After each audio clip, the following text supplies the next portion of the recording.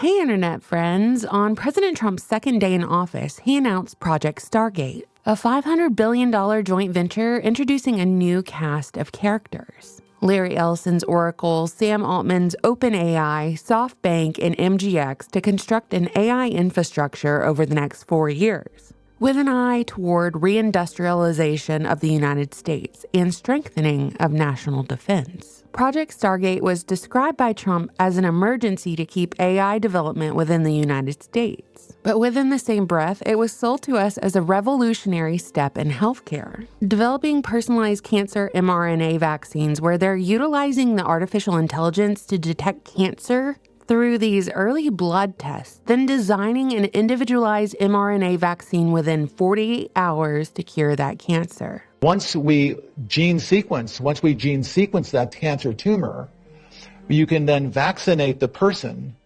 design a vaccine for every individual person to vaccinate them against that cancer. And you can make that vaccine, that mRNA vaccine, you can make that robotically, again using AI, in about 48 hours. I believe that as this technology progresses, we will see diseases get cured at an unprecedented rate. We will be amazed at how quickly we're curing this cancer and that one and heart disease. The first data centers are actually under construction in Texas already, and we'll be turning them over to Sam to start training their next model. But the result of the investment will be vaccines that prevent cancers, personalized medicine where we never again run into a problem like COVID-19 before. Now, Operation Warp Speed 2.0, renewed for Season 2, wouldn't be so alarming if all of us didn't have COVID PTSD. A reported 5 billion people were coerced and forced under threat of losing their jobs to take this experimental vaccine. And of course, if you had a bad reaction to the shot, well,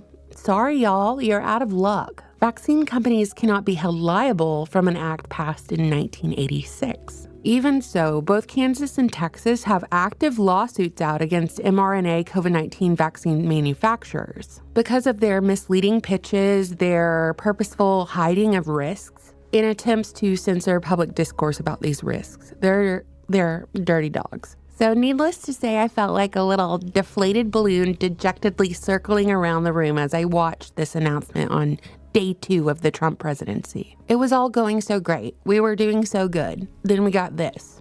With an initial investment of $100 billion to start building massive data centers under SoftBank's financial support and OpenAI's operational responsibility, Project STARGATE reportedly seeks to generate hundreds of thousands of American jobs, after we've just been told for years and years that AI was going to replace all of our jobs. Remember? It should be noted, because it is of interest actually, Project STARGATE was a CIA program from the 1970s to 1995 which explored psychic abilities, especially remote viewing for military intelligence, which I guess is in this application kind of predictive programming for the surveillance state grid. This CIA program aimed at gathering information targets through psychic means, but was officially deemed ineffective and closed in 1995.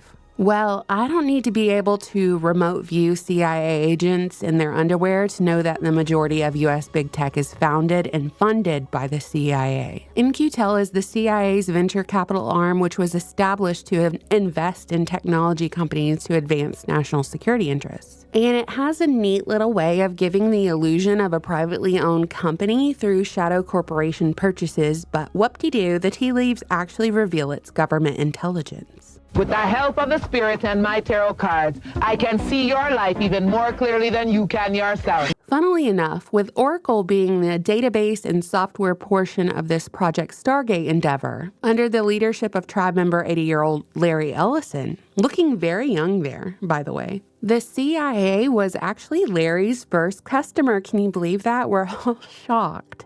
The Oracle Corporation was founded in 1977 and named after a CIA project codenamed Oracle. Oracle Corporation was christened thus as it was the codename of a CIA project that all three original founders worked on when at the Amex Corporation, end quote. But I'll read from another article over here, quote, a quarter century later, close to a quarter of the company's revenue, $2.5 billion a year, still comes from selling software to federal, state, and local agencies.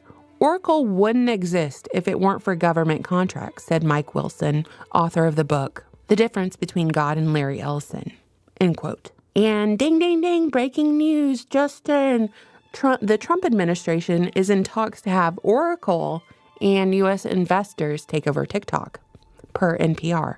I thought it was going to be Meta, but it says that under the deal now being negotiated by the White House, TikTok's China-based owner ByteDance would retain a minority stake in the company. But the app's algorithm, data collection, and software updates would be overseen by Oracle. And I'm just going to say that would be super interesting because court documents also revealed that Larry Ellison is a part owner of X as well. I don't know about you, but I like all my spyware American. You know they make all that fentanyl over there in China. I don't really know what voice I did just then, but I was going for Sean Hannity. Also, back to weird coincidences with the CIA's original Project Stargate. The actual definition of an oracle is a person or thing considered to provide insight, wise counsel, or prophetic predictions, most notably including precognition of the future inspired by the gods or deities. The oracle's words are those of the gods, or somebody really wants you to think so. And combined with artificial intelligence, well, we got a situation on our hands, internet friends. The message from Oracle's gods is actually directly from the mouth of your sleep paralysis demon. The police will be on their best behavior because we're constantly watching and recording everything that's going on. Citizens will be on their best behavior because we're constantly recording and reporting everything that's going on. Citizens will be on their best behavior because we're constantly recording and reporting everything that's going on. But over a long period of time, I still expect that there will be some change required to the social contract, given how powerful we expect this technology to be. I'm not a believer that there won't be any jobs. I think we always find new things to do. But I do think like the whole structure of society itself will be up for some degree of debate and reconfiguration. The whole structure of society itself will, be up for some degree of debate and reconfiguration. And I have to wonder, is Project Stargate really about national security and curing cancer, or is it really about the surveillance state and control?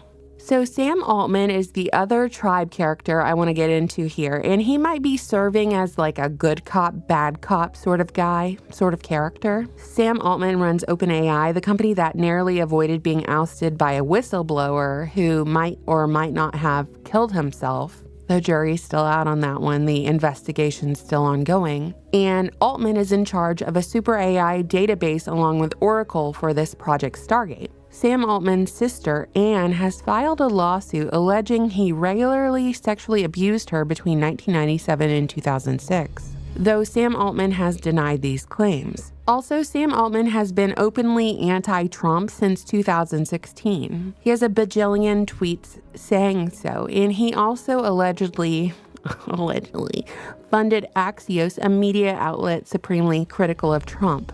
And he did this through his OpenAI corporation. There are also allegations that Altman, with his connection to Reid Hoffman, a known supporter of lawfare against Trump, might be influencing political discourse through financial backing of media entities. Does it bother you that Elon Musk criticized a deal that you made publicly, that he said that he tweeted that? No, it doesn't. He hates one of the people in the deal. Have you spoken to him since then? No. I've spoken to Elon, but I've spoken to all of them, actually.